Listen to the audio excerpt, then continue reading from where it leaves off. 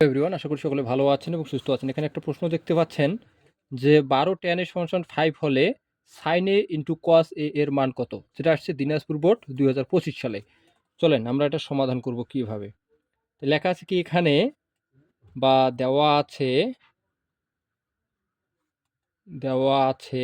কি দেওয়া আছে যে কি 12 tan a সমান কত 5। তাহলে tan a সমান কত 5/12। তাহলে আমরা কি করি, আমরা একটা ত্রিভুজ সমকোণী ত্রিভুজ অঙ্কন করি। আমরা দিলাম এ বি সি, কোণ বি হচ্ছে কি এখানে সমকোণ।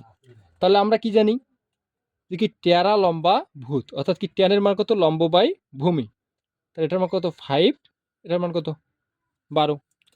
আর সাইন কি জানি সাগরে লবণ অনেক, লম্ব বাই অতিভুজ। আর কস জানি কি কবরে ভূত অনেক, অর্থাৎ কি ভূমি বাই অতিভুজ। তাহলে আমাদের কি মানটা লাগতেছে, এই অতিভুজের মানটা আমাদের কি লাগতেছে।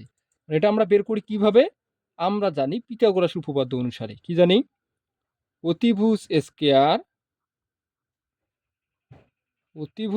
স্কয়ার সমান কি জানি ভূমি স্কয়ার প্লাস কি লম্ব তার উপরে কি স্কয়ার। তাহলে অতিভুজের মান কত এসি, তার উপরে কি স্কয়ার। ভূমির মান এ বি, তার উপরে স্কয়ার প্লাস লম্ব কত বিসি, তার উপরে স্কয়ার। তাহলে এ সি তার উপরে স্কয়ার সমান কি লিখতে পারি, এবির মান কত 12, 12 উপরে স্কয়ার প্লাস বিসির মান কত 5, তার উপরে কত স্কয়ার। তাহলে এসি স্কয়ার সমান লিখতে পারি 12 12 গুণ করলে 144, আর এখানে কত হয় 25। তাহলে এসি সমান লিখতে পারি আমরা 144 আর 25 যোগ করলে কত হয় 5 4 9, 4 2 6, 169। তাহলে অতএব কি এসি সমান কত বের হইলো 13।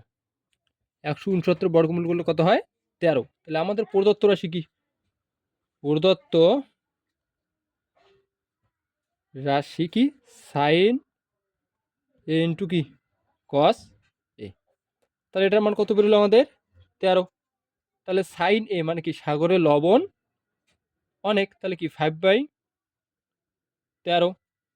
আর কি কস এ মানে কি কবরে ভূত অনেক, তাহলে কি 12/13। তাহলে এখন আমরা কি করব, উপরে উপরে নিচে নিব। তাহলে কত হচ্ছে 5 12 60, আর 13 13 গুণ করলে কত হচ্ছে 169। এটা হচ্ছে কি এটার অ্যান্সার। এটার যদি এটাই অ্যান্সার হয়ে থাকে তাহলে এটার উত্তর কি হবে অবশ্যই আপনি কমেন্ট করে জানাবেন। হচ্ছে কি ট্যান থিটা সমান 5/12 হলে সাইন থিটা এর মান কত। এটা আসছে দিনাজপুর বোর্ড, যশোর বোর্ড 2023। এটা আসছে কত যশোর বোর্ড 2023 সালে। আজকে এই পর্যন্তই, ধন্যবাদ সবাইকে।